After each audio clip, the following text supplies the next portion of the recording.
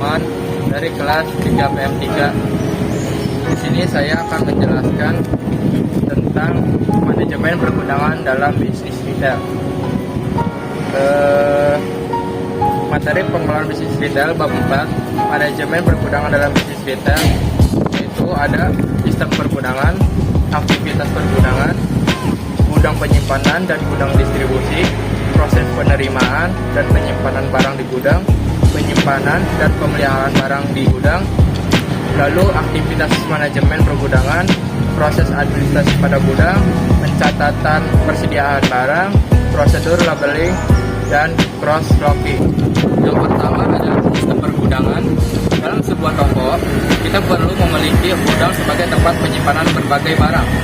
Gudang identik dengan suatu bangunan yang dapat digunakan untuk menyimpan barang, baik dalam jangka dekat maupun panjang. Lalu, bagaimana proses manajemen gudang dalam bisnis retail? Yang pertama adalah aktivitas pergudangan. Aktivitas utama yang dilakukan dalam sebuah gudang retail yaitu sebagai berikut. Pertama, penerimaan atau receiving. Pada bisnis retail, proses penerimaan merupakan aktivitas awal yang dilakukan dalam gudang sebagai tempat penerimaan barang. Prosesnya menjadi sangat vital karena gudang sebagai pintu gerbang awal barang masuk hingga nantinya akan digunakan untuk produksi. Ketika ada kesalahan dari proses-proses berikutnya, kesalahan yang mungkin bisa terjadi pada proses penerimaan antara lain kesalahan dalam jumlah dan jenis barang, pesanan tidak sesuai PO, kerusakan fisik pada barang, serta ketidaklengkapan dokumen barang. Selanjutnya, makin banyak volume barang yang masuk akan memungkinkan timbulnya kesalahan yang timbul dari proses tersebut. Dengan demikian, harus dibuat manajemen atau sistem yang ketat yang mengatur setiap langkah dalam proses penerimaan. Yang kedua yaitu penyimpanan atau dispatch. Pada proses penyimpanan barang, hal yang harus diperhatikan yaitu mengenai kriteria atau sifat barang yang akan disimpan itu sendiri. Prosedur itu menuntut adanya perhatian, sumber daya dan waktu ekstra guna manajemen sistem penyimpanan yang baik. Yang pertama, jenis barang yang akan disimpan serta karakteristik dari barang. Hal utama yang harus diperhatikan yaitu barang yang akan disimpan dalam bentuk makanan atau food dan bukan makanan atau non-food, ataupun justru kedua-duanya. Beberapa karakteristik barang yang harus diperhatikan dalam penyimpanan barang yaitu sebagai berikut. A. Volume dari barang yang akan disimpan. Contohnya, apakah dalam bentuk tonase atau kubikasi. B. Frekuensi dan ukuran atau banyaknya pengiriman yang akan diterima di gudang. C. Frekuensi dan ukuran atau banyaknya pengiriman yang akan dikirim. C. Frekuensi dan ukuran atau banyaknya pengiriman yang akan dikirim atau dikeluarkan dari gudang. D. Lingkungan pergudangan dan kondisi bangunan. Hal ini penting untuk menjamin barang tidak mengalami kerusakan atau penurunan kualitas selama disimpan. E. Sensitivitas temperatur. Apakah barang memerlukan suhu khusus? F. Apakah barang yang akan disimpan termasuk kategori barang berbahaya atau tidak? Juga bahan baku dari barang apakah termasuk bahan yang berbahaya? 2. Banyaknya barang yang akan disimpan untuk perhitungan luas tempa yang diperlukan berikut hal-hal yang harus diperhatikan terkait perhitungan luas tempat yang diperlukan. A. Ukuran dan berat barang termasuk kemasannya. B. Jenis kemasannya. C. Apakah perlu tempat khusus untuk memasang kemasan baru atau pemasangan label dan sebagainya. Yang kedua, gudang penyimpanan dan gudang distribusi. Tempat penyimpanan dan distribusi gudang diperlukan berbagai klarifikasi berikut. A. Klarifikasi gudang. Pada dasarnya, gudang berfungsi sebagai penyimbang sekaligus penentu langkah selanjutnya suatu perusahaan retail, baik sebagai gudang komersial maupun digunakan sendiri. Gudang dapat diklasifikasikan sebagai berikut. Yang pertama yaitu memilih sebuah gudang. Berikut tahapan yang perlu dilakukan dalam pemilihan gudang yaitu mempertimbangkan peraturan legislasi yang berlaku. Yang kedua, peraturan kesehatan dan keselamatan kerja.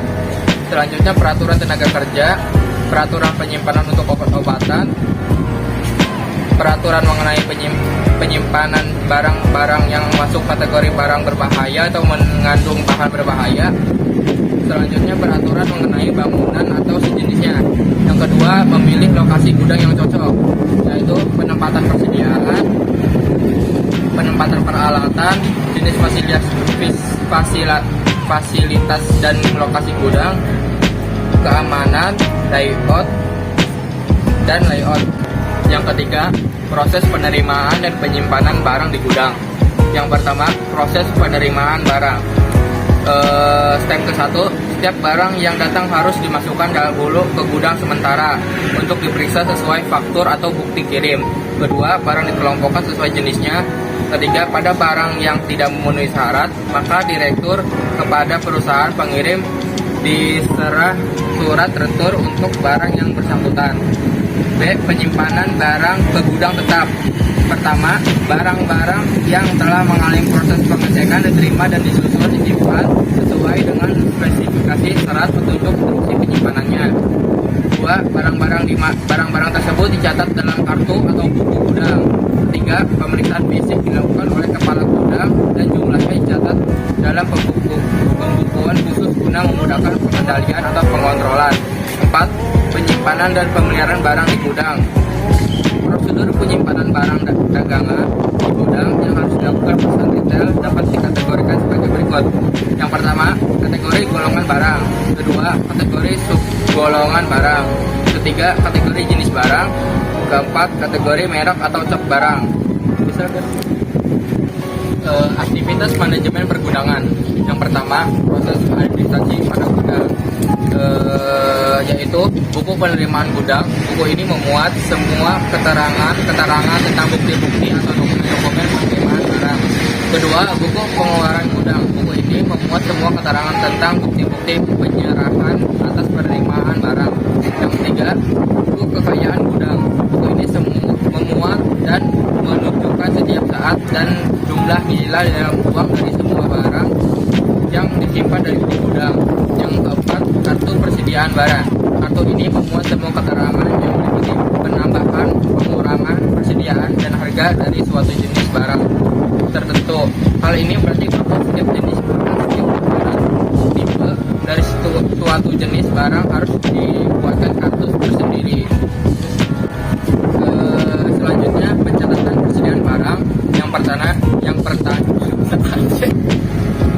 Selanjutnya, pencatatan persediaan barang. Yang pertama, pencatatan komputerisasi.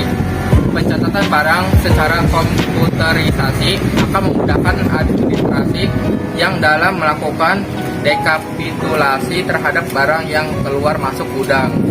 Yang kedua, pencatatan manual. Pada dasarnya, administrasi gudang terdiri atas dua sistem pencatatan, yaitu sistem pencatatan terus-menerus dan sistem pencatatan secara periodik. Yang ketiga, prosedur labeling. Prosedur labeling merupakan pemberian identitas pada suatu produk dasarnya. Label bertujuan agar konsumen dapat memperoleh produk sesuai diharapkan dan sehat serta aman dikonsumsi. Tanpa label tersebut, pelanggan akan kesulitan membedakan antara produk satu dengan yang lainnya. Beda industri besar yang membutuhkan label untuk produk-produknya. Yang keempat, yaitu cross-docking. Cross merupakan sistem distribusi di mana barang dagangan diterima di warehouse ataupun distribution center tanpa disimpan kembali, tetapi langsung dipersiapkan untuk pengiriman selanjutnya. Dengan kata lain, cross-docking proses pemindahan dari titik penerimaan langsung ke titik pengiriman tanpa disimpan lagi untuk sementara. Tujuan dari cross-docking identik dengan menghilangkan penyimpanan yang kurang produktif pada distribution center, retail atau wholesaler. Keuntungan yang diperoleh diantaranya berupa hilangnya biaya dan waktu, meminimalkan proses memindahkan produk ke dalam atau ke luar lokasi pergudangan, termasuk data entry yang dihubungkan ke dalam sistem informasi manajemen inventory. Jenis-jenis cross-docking yaitu yang pertama, intermediate handling cross-docking. Yang kedua, restricted docking. Terus yaitu keterlibatan top manager sangat dibutuhkan di dalam metode cross docking. Bahkan senior manajemen harus menyetujui strategi distribusi umum untuk produk atau kumpulan produk yang terlibat di dalam proyek cross docking. Cross docking bukan sebuah proyek fungsional total. Meskipun sistem informasi, logistik, dan sales departemen terlibat di dalam prosesnya, namun demikian tingkat fleksibilitas selalu dibutuhkan di dalam proses tersebut.